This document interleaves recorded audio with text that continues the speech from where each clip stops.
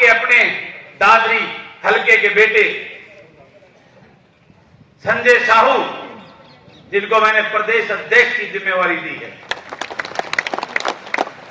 और मेरी महिला शक्ति जो मेरी सबसे बड़ी ताकत है, मेरी उस महिला शक्ति की प्रदेश की अध्यक्ष बहन संतोष जी, और उनके साथ यहां कंधे से कंधा मिलाकर कासनी परिवार, जिनकी ईमानदारी की मिसालें हमारे हरियाणा के प्रदीप कासनी, जो सीनियर आईएएस, जिन्होंने कभी अपनी लाइफ के अपने उसमें कभी झुकना नहीं सीखा, उस परिवार की ऐसे ही ईमानदार, निष्ठावान और समाज के लिए कुछ तड़प रखने वाली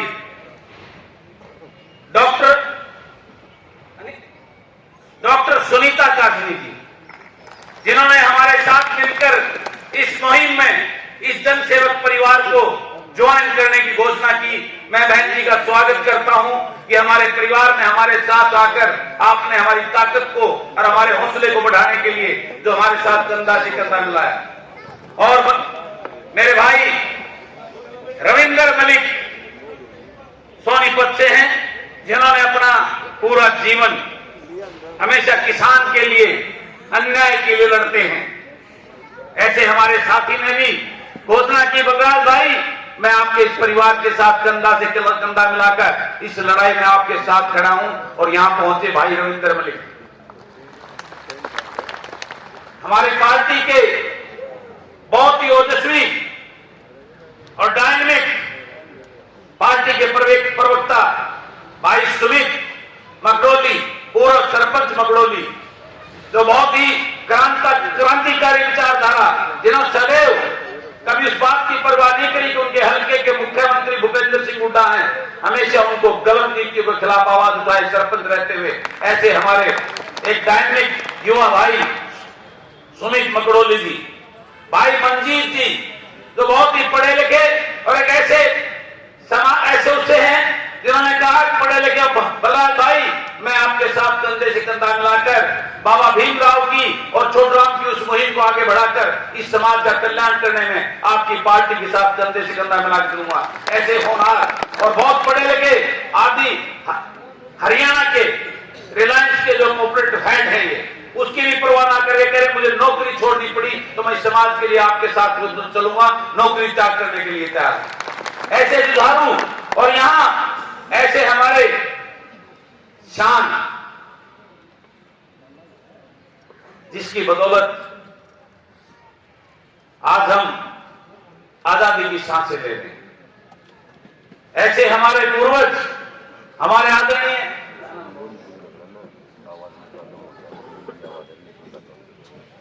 चाचा पाल जी, स्वतंत्रता सेनानी आदरणीय बाबूजी बलवंत जी, इन स्वतंत्रता सेनानियों की बदौलत, और ये दादरी तो वैसे ही फौज का जिगर है, हर घर में यहां से फौजी आता है। मुझे इस बात का गर्व है कि मेरी रगों में भी एक फौजी का खून दौड़ता है, एक फौजी का बेटा हूं, एक ऐसे बाप के घर में मैंने जन्म लिया है। और ऐसी फौज की सतली इस दादरी की धरा पर, इस मंच पर मंचासीन सभी आदरणीय सम्मानित सभी को मेरा राम राम। और आप सबको यहां पहुंचने पर आप सबने जो हौसला अफजाई के लिए आज के इस कार्यक्रम की शोभा बढ़ाई, आप सभी को बलराज कुंडू का प्रणाम, आप सबको राम राम। मैं आपसे तो एक बात बताना चाहता हूं,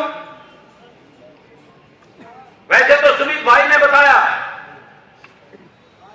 पार्टी बनाना और उसको चलाना कोई आसान काम नहीं है। बड़े बड़े लोगों ने पार्टियां बनाई, लेकिन वो पार्टियां चल नहीं पाई। यही सवाल मेरे से प्रेस के साथी, पत्रकार साथी करते हैं। मेरे पास उसका जवाब एक ही है कि वो पार्टियां क्यों नहीं चली। वो पार्टियां इसलिए नहीं चली, उन पार्टियों ने राज करने के लिए, राजा बनने के लिए पार्टी बनाई। बलराज कुंडू ने यह पार्टी इस प्रदेश को बचाने के लिए बनाई।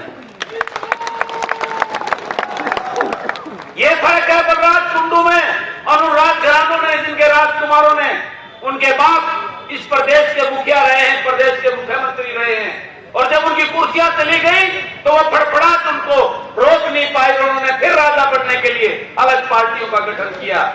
लेकिन ये तो एक फौजी का बेटा है, जिसके खानदान में कभी पंचायत मेंबर का चुनाव लड़ने की सोची भी नहीं।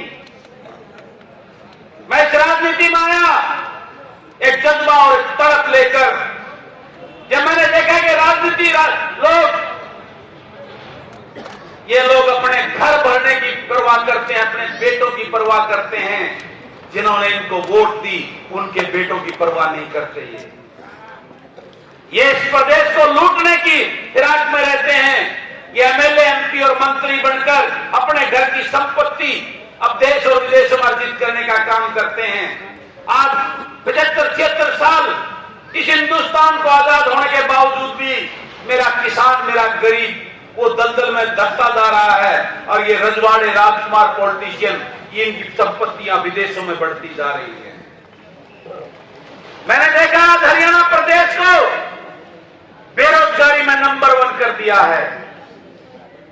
मेरे किसान का, गरीब का, मजदूर का बेटा आज उसके सामने नौकरियों का बहुत बड़ी समस्या खड़ी हो गई है।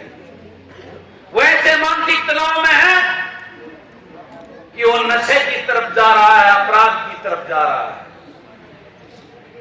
उस युवाओं के भविष्य का साथ हो रहे अन्याय को देखकर मैंने ये पार्टी बनाई है। वो किसान जो 13 महीने हिंदुस्तान की उस राजधानी को घेरे बैठे रहा, 13 महीने, ये वर्ल्ड के इतिहास का इतना बड़ा आंदोलन रहा, लेकिन उसको मिला क्या?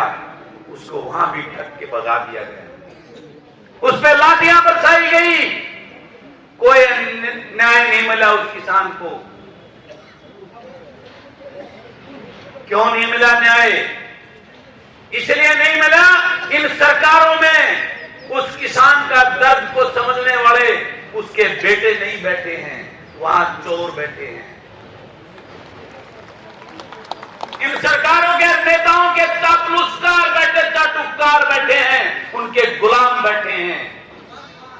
उन्हें हिम्मत नहीं है वो अपने किसान की, गरीब की आवाज को उस लोकसभा और विधानसभा में उठा सकें। इस तकलीफ को देखकर किसान मजदूर के बेटों को उस राजनीति प्लेटफॉर्म पर देख सकूं, उनको उस विधानसभा और लोकसभा में भेज सकूं, इसलिए पार्टी बनाई है बलराज कुंडू ने। आज और लूट और भ्रष्टाचार ने सारी सीमाएं तोड़ दी हैं, चारों तरफ हाहाकार मचा हुआ है। सरेआम एसएससी, एफपीएससी के अंदर सूटकेस चलती हैं। आज हमारे हरियाणा प्रदेश में क्लास 1 और 2 की जो नौकरियां हैं वो बाहर के लोगों को दी जा रही हैं। आज अभी मेरे पास किसी ने सुबह सुबह एक व्हाट्सएप भेजा, 6 वीडियो लगाए, उसमें 4 बाहर के हैं, 2 आड़ के हैं, और उन 2 की भी गारंटी नहीं, वो पुराने बार सारे उजमाड़ रहते हो। ये हालात है। हमारे बच्चों को, जो हाईली क्वालिफाइड हमारे बच्चे हैं, एक गरीब किसान मजदूर अपने बच्चे को पढ़ाता है, बीए, बीटेक, एमटेक कराता है, एमए, एमफिल, एमएससी कराता है, इस उम्मीद के साथ अपना पेट काटकर उसकी फीस भरता है। एक उम्मीद होती है कि ये मेरा बेटा बड़ा बनकर अफसर बनेगा, मेरे भी अच्छे दिन आएंगे। लेकिन वारे भाजपा सरकार आज हमारे उन बच्चों को चपरासी की लाइन में खड़ा कर दिया इस सरकार ने डी ग्रुप की नौकरी में। मैं आपसे पूछना चाहता हूं, जो हमारा एमए, एमएससी, एमटेक, बीटेक बच्चा जब वो चपरासी लगेगा डी ग्रुप के माध्यम से, और वो 10वीं 12वीं पास किसी कम रख के चाय के कप धोएगा, तो उसकी हर रोज मृत्यु होगी कि नहीं? बताओ, मैं आपसे पूछना चाहता हूं। मैंने वो दर्द देखा है। मैं एक दिन एक रेस्ट हाउस में चला गया, और उस रेस्ट हाउस में कमरा खुला है, घंटी बजाई, तो मेरे सामने एक 6 फुट का ऐसा सुंदर, उसकी बॉडी से लगता था डीएसपी भर्ती होने का, इतना सुंदर स्पोर्ट्समैन, नेशनल चैंपियन वो लड़का, वो आया घंटी बजते ही। मैं देख के उसकी तरफ ऊपर से नीचे देखा। मैं कहा भाई आप क्या हो? कहना जी यहां पे मैं कुक की नौकरी करने भर्ती हुआ। मैंने पूछा कहां का है? उसने अपना गांव बताया। मैं गांव नहीं बताता आपको। क्या पढ़ाई की है आपने? उसने कहा भाई साहब मैंने एमए कर रखी है और बॉक्सिंग में नेशनल चैंपियन हूं 2 बारी का। मेरी आंखों में आंसू आ गए। ये है मेरा खुशहाल हरियाणा। एक दिन मेरे सामने सुबह सुबह एक छिपी समाज का एक गरीब आदमी अपने बेटे को लेके पहुंचा मेरे घर पे सुबह 8 बजे, और जाते ही मेरे पैरों की तरफ हाथ किया। मैंने खड़ा होकर उसके पैर पर हाथ पकड़ लिए। मां क्या कर रहे हो? आपकी उम्र तो मेरे से भी बड़ी है, मुझे क्यों पाप चढ़ा रहे हो? तो वो रोने लग गया। मैंने कहा क्या हुआ? कहला जी मैं कपड़े सील के गुजारा करता था, अपने घर को पाल रहा था। आज मेरी बीवी बहुत जबरदस्त बीमार है और मुझे उसको संभालना पड़ता है। मेरे वो कपड़े सिलाई भी बंद हो गई और उसका इलाज कराने के लिए मेरे पैसे नहीं हैं। मेरे इस बेटे को डी ग्रुप में या कौशल रोजगार में डीसी रेट पे, इसको डीसी रेट पे लगा दो। मैंने उस लड़के की तरफ देखा। मैंने पूछा ये पढ़ा लिखा कितना है लड़का? उसके हाव भाव से लगा कि ये लड़का पढ़ा लिखा है।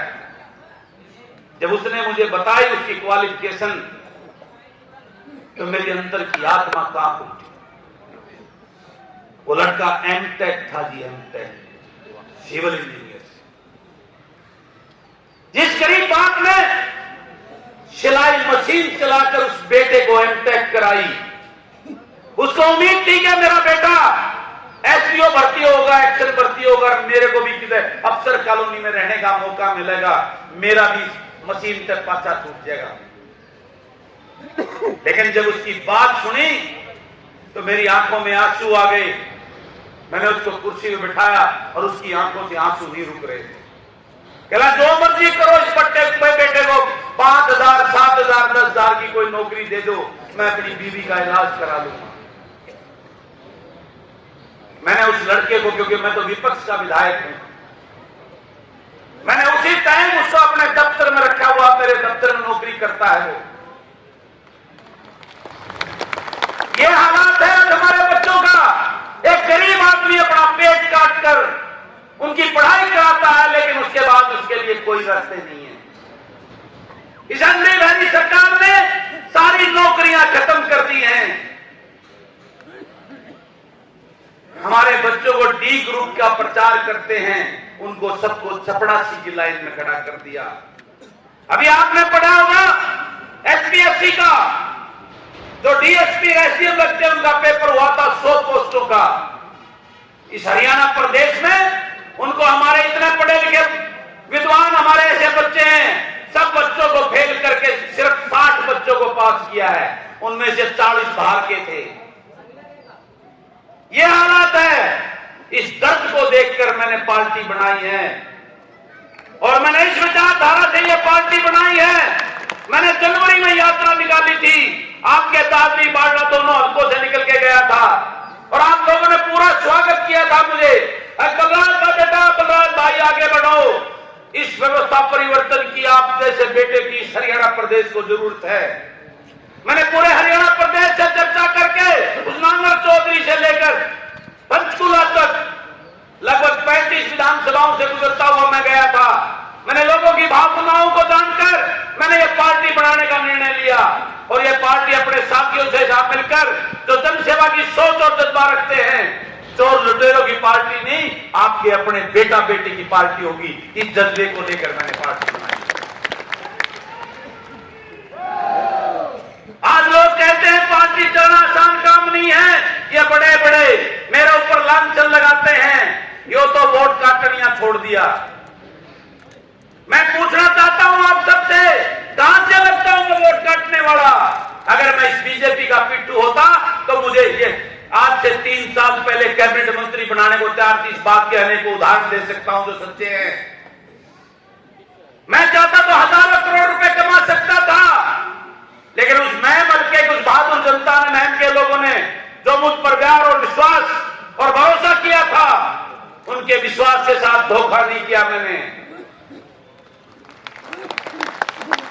मैं बिका नहीं और झुका नहीं। राज्यसभा की वोट डालने के लिए मुझे 40 करोड़ की ऑफर थी कि आप मां करो, आधे घंटे में आपके घर पे पैसे भेजेंगे। लेकिन बलराज कुंडू एक फौजी का बेटा है जो ना बिक सकता ना झुक सकता।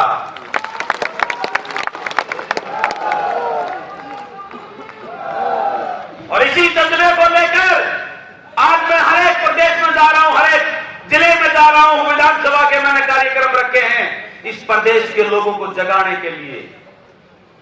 मेरी सोच प्रदेश का मुख्यमंत्री बनने की नहीं है, मेरी तरफ है मेरे युवाओं को रोजगार देने की, उनका भविष्य बचाने की।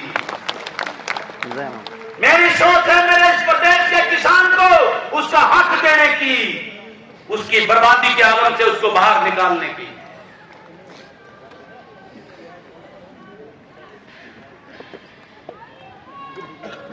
मेरी सोच है उस गरीब के साथ, उस गरीबी के नाम पर उसका शोषण किया जा रहा है। 5 किलो अनाज देकर उसको वोट बनाने की मशीन बना दिया है। उस गरीब को दलदल से बाहर निकालकर उसको हक देने की सोच लेकर मैं राजनीति में आया हूं। मैंने पार्टी बनाई है। मैंने इस प्रदेश से इस लूट और भ्रष्टाचार को खत्म करने का एक संकल्प लेकर यह पार्टी बनाई है। मैं आप लोगों का साथ और प्यार मांगने आया हूं और इस दादरी वालों से, इस दादरी का एक ऐसा बेटा मांगने आया हूं जो मेरी तरह जन सेवा का सोच और जज्बा ले रखता हो, जो ना बिगड़े वाला हो ना झुकने वाला हो।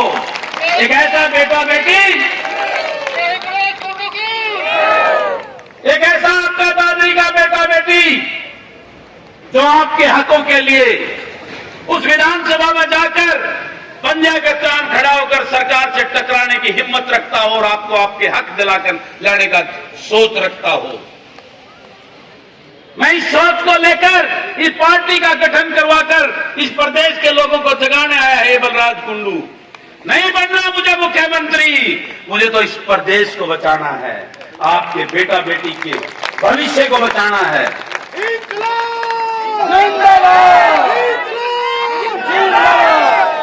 ये राजकुमारों की इस प्रथा को खत्म करना है। कब तक चौधरी देवीलाल छोटूराम के नाम पर, बंसीलाल के नाम पर अपनी वोटों को लुटाते रहोगे? कब तक कितनी पीढ़ियां रॉयल्टी को देते रहोगे? क्या आपके घर में, इस दादरी में, बालडा में किसी मां ने ऐसा कोई बेटा बेटी नहीं जन्मा के जो खड़ा होकर आपके लिए लड़ने का हौसला रखता हो, एकदम रखता हो? मैं आपकी आत्मा को जगाने के लिए आया हूं यहां पर। क्या आप मेरा साथ दोगे? दोगे मुझे ऐसा एक बेटा बेटी है दादरी वाले? आज इस देश को, ये दादरी बालडा की धरती फौजियों की धरती है। ये वो फौजी जो बॉर्डर पर हमारी रक्षा करते हैं, जिसकी बदौलत हम सुरक्षा का सांस लेते हैं, आजादी की जिंदगी जीते हैं। हमें चिंता नहीं है कि सुबह उठेंगे कोई पाकिस्तानी कब्जा कर लेगा या और कोई हमारे ऊपर कब्जा कर लेगा। फौजी हमारा पहरेदार बनकर हमें सुख की चैन की नींद सुलाता है। लेकिन आज दुर्भाग्य है कि वो फौजी हमारे बॉर्डर से हमारी रक्षा कर रहा है। इस हमारे अंदर बैठे उन काले अंग्रेजों से आज हमें सबसे बड़ा खतरा हो गया है। उनसे लड़ाई लड़नी होगी हमें। यहां एक ऐसी सामाजिक फौज खड़ी करनी होगी, युवाओं को जगाना होगा जो इस अंदर के लुटेरों से, इस अंदर के दुश्मनों से, जो राजनीतिक दलों के राजघराने हमारे को खून चूस रहे हैं, इस प्रदेश को लूट लूट के खा रहे हैं, उनसे इस प्रदेश को बचाना है। अपने बच्चों का भविष्य सुरक्षित करना है, किसान मजदूर को बचाना है, छोटे व्यापारी और किसान अधिकारियों को बचाना है। इसलिए आपके बीच में आया है बलराज कुंडू। आपसे आपका साथ, आपके बच्चों के भविष्य के लिए मांगने आया हूं। मुझे कुछ नहीं चाहिए। मैं सुबह निकलता हूं हूँ, ना अपना काम धंधा कर पाता हूँ। आज मेरा बेटा बाहर गया है, मैं उससे बात भी नहीं कर पाया हूँ, फ्लाइट में बैठ चुका है। मैं आपके लिए लड़ रहा हूँ, आपके बेटों के लिए लड़ रहा हूँ।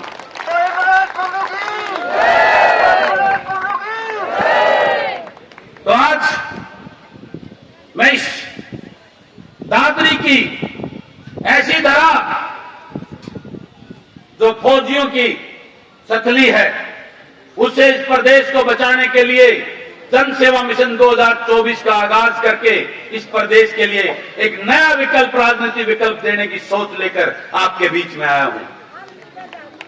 आपने सबको देख लिया, आपने 10 साल के कांग्रेस की लूट को देख लिया, जिससे परेशान होकर आपने ये भाजपा ने आपको बड़े बड़े सपने दिखाए। उस भाजपा को देख लिया आपने, जुमलेबाज सरकार को। पिछली बार उस भाजपा को जमुना पार भेजने के नाम पर वो छोटा देवीलाल आया, राजकुमार, जिनकी भूख कभी खत्म न होगी, इस प्रदेश को लूट रहा है, उसी भाजपा की गोदी में बैठकर आज दोनों मिलकर एक ठगबंधन के साथी इस प्रदेश को बर्बाद कर दिया। आपने सबको देख लिया। एक बार अपने बेटों की इस पार्टी, अपने बेटा बेटी की इस पार्टी जो जनसेवा की सोच लेकर इस प्रदेश को आगे बढ़ाने की तड़प और दर्द लेकर आपके बीच में आ रहे हैं, एक मौका जरा इनको भी देखो, फिर देखना। मैं वादा करता हूं, किसी किसान को सड़क पर बैठकर अपनी फसलों के मुआवजे के लिए धरना नहीं देना पड़ेगा। किसी मनरेगा के मजदूर को अपनी मजदूरी पूरी कराने के लिए कभी सड़कों पर लाठियां नहीं खानी पड़ेंगी। पंचायती राज के हमारे सरपंच भाइयों को जो उनका अधिकार छीन लिया इस सरकार ने, उनको आंदोलन नहीं करना पड़ेगा, पहली कदम से उनको अधिकार देने का काम करेंगे। हमारी आशा वर्कर आंगनवाड़ी बहनों को लाठियां बाजी, हमारे किसानों पे लाठियां चलाई, कभी किसी को आंदोलन करने की जरूरत नहीं पड़ेगी। आपका वो बेटा बेटी आपका वकील बनकर उस विधानसभा और लोकसभा में आपको आपके हक दिलाने का काम करेगा, ये वादा करता है ये बलराज।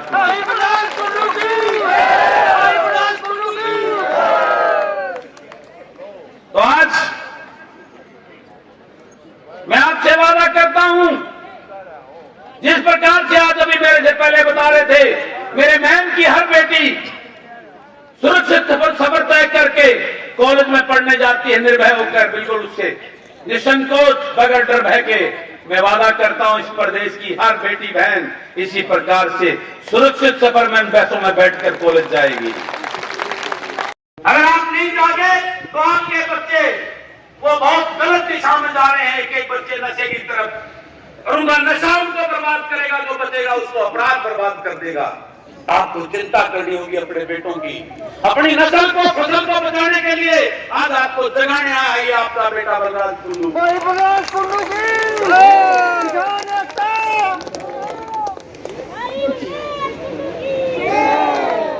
शाम ने जाकर जब खाट पर लौटो, मेरी बात को सोचना जरूर कि वो मैं माड़ा बलराज जो कह गया है वो ठीक कहता, गलत कहता। अगर आपकी आत्मा में ये लगे कि वो बलराज जो बोल रहा था वो दर्द बोल रहा है, क्योंकि मैं गांव में पैदा हुआ हूं, एक छोटे से फौजी का बेटा हूं, खेत का हर काम किया है, हल तो जोड़ा नहीं, बाकी कोई काम नहीं किया, ऐसा नहीं जो मैंने नहीं किया। मैं उस लाइन में लगा हूं, पुलिस में भर्ती होने की लाइन में, मुझे उस बेरोजगारी के दर्द का भी पता है। इसलिए आपको आज आगा करने आया हूं, आपको जगाने के लिए आया हूं कि जाग जाओ, वक्त आ गया है, वरना आपके बच्चों का भविष्य बहुत भयंकर खतरे में पड़ा हुआ है। तो आप सबका बहुत बहुत धन्यवाद। जाने अनजाने में मेरे मुख से कोई गलत बात निकली हो तो मैं इनका बावड़ा विधायक समझ के माफ कर देना, लेकिन ये मेरा भाषण नहीं, ये मेरे दिल आत्मा के वो दर्द था जो मैंने आपके सामने रखा है। मेरे समाज के युवाओं का, मेरे समाज का, मेरे गरीब का, किसान की वो पीड़ा, दर्द जो मेरे दिल में थी, उसको मैंने आपके सामने रखा है। अब मैं आपको एक निवेदन करता हूं, बैठ जाओ, एक बार बैठ जाओ। रघु यादव जी, हमारे लिए गौरव की, शान की बात है, मेरे को आशीर्वाद देने यहाँ पहुंचे हैं, इनका उद्बोधन आपको सुनना है, ये बहुत बड़े क्रांति, इनसे मैंने बहुत बड़ी प्रेरणा लेकर मेरे अंदर एक नई ऊर्जा मिलती है जब मैं रघु जी के साथ मिलता हूं। आप सबको यहाँ 10 मिनट रघु जी का उद्बोधन सुनने के बाद में उठना है। मैं अपनी वाणी को विश्राम देता हूं। आप सबका बहुत बहुत धन्यवाद। आपकी होमगार्ड की बात को मैं उठाऊंगा विधानसभा में, चिंता मत करो, वो उठाऊंगा मैं। तो मैं रघु जी को निवेदन करता हूं, वहां हमें आशीर्वाद दें और इस सारा आपका बेसब्री से इंतजार कर रहे हैं। भाई बनास कुंडू की, भाई बनास